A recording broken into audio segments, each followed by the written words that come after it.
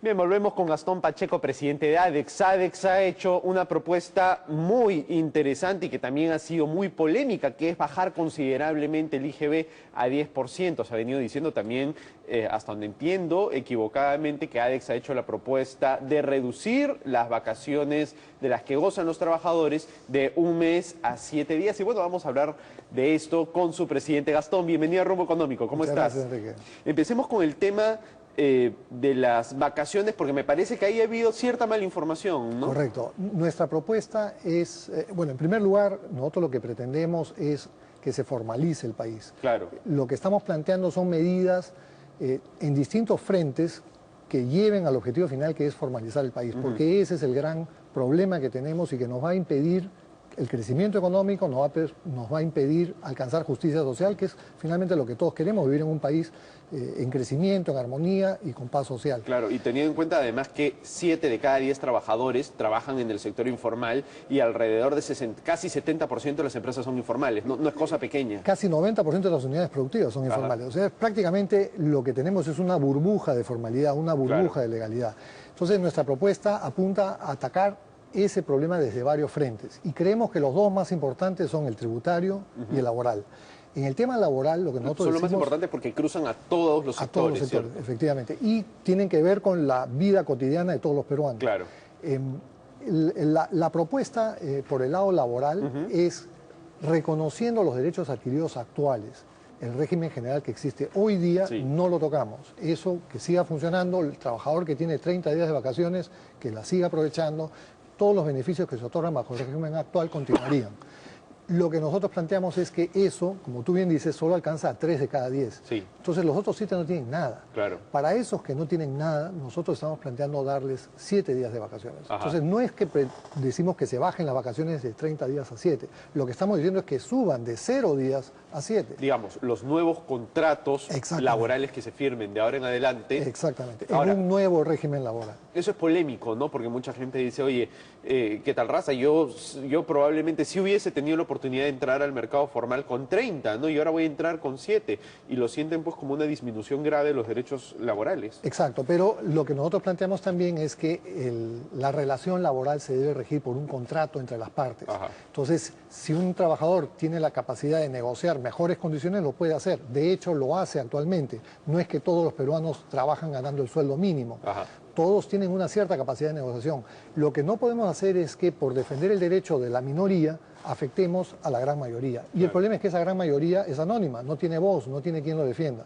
Y lo que ha venido ocurriendo por décadas es que vamos postergando a esa gran mayoría, a esa gran masa de trabajadores que no tienen acceso, no tienen posibilidad de enfermarse, no tienen posibilidad de jubilarse, no van a tener ningún tipo de seguridad social, económica, médica, jurídica, ninguna. Ajá. Yo estoy completamente de acuerdo contigo en que hay que bajar las regulaciones laborales porque no hay peor situación que tener a la gran mayoría de peruanos en situación de informalidad y en buena parte las regulaciones laborales son las que impiden que los incorporemos a la informalidad. Pero algunas personas, por ejemplo es un discurso muy típico entre abogados laboralistas, te dirían que si tú dejas a los empleados libremente negociar con las empresas les van a poner las cosas en términos de tómalo o déjalo y los van a poner en la peor situación posible, ¿no? Sí, es cierto, esa es una visión, yo creo, desfasada de la realidad.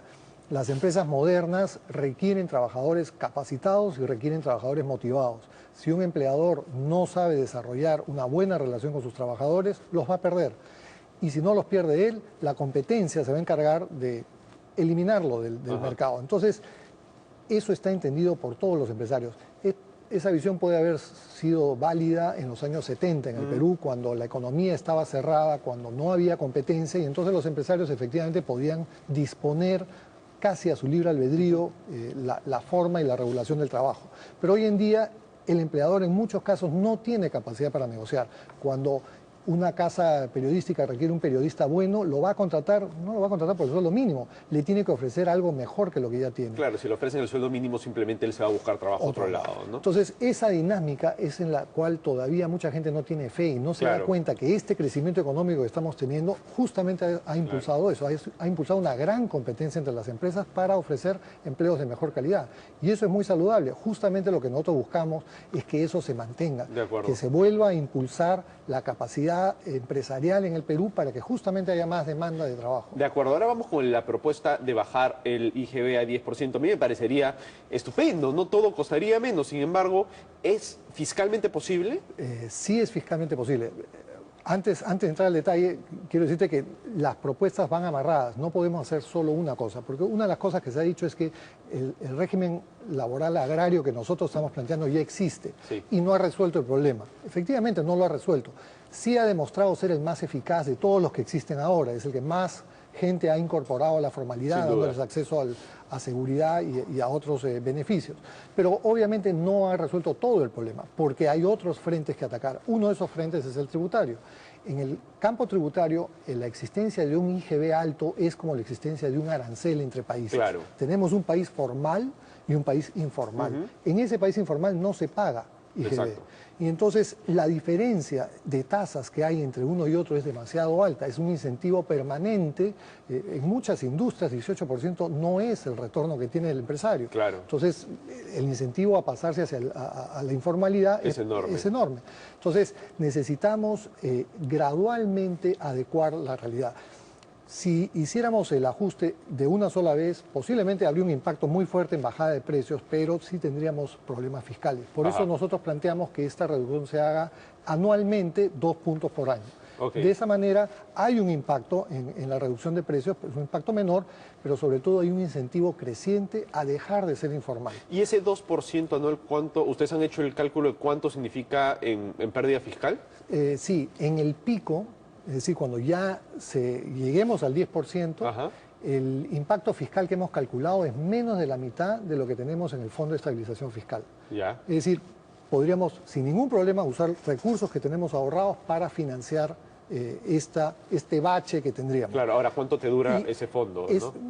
Es el pico, o sea, es en el peor momento. Al quinto año, en nuestra propuesta, estamos generando más recursos de los que se generan actualmente, por el efecto de la formalización y por el efecto de dinamización de la economía. De acuerdo. Entonces es un bache temporal, es, digamos, renunciar a algo hoy día para poder tenerlo después. Ya, de acuerdo. Pero hay otra medida que es más importante, que es que lo que planteamos es eliminar las exoneraciones. Creemos que ahí está el verdadero detonante de la informalidad, porque cuando se dice que los alimentos no paguen IGB, el costo de ese subsidio lo está asumiendo el productor, no el Estado. De acuerdo. Y entonces el productor no tiene ningún interés en subsidiar a nadie. Él lo que va a querer es recuperar todos sus costos y tratar de ganar lo más posible, como es obvio. Claro. Y entonces lo que hace es busca la manera de evadir el IGB. De acuerdo. Gastón, es enorme el tema que ustedes han tocado. Yo espero que el ministro de Economía les haga caso y sea bastante receptivo. Yo creo que es la única forma, es el único camino por el cual podemos ir, ¿no? Reducir la presión tributaria y la presión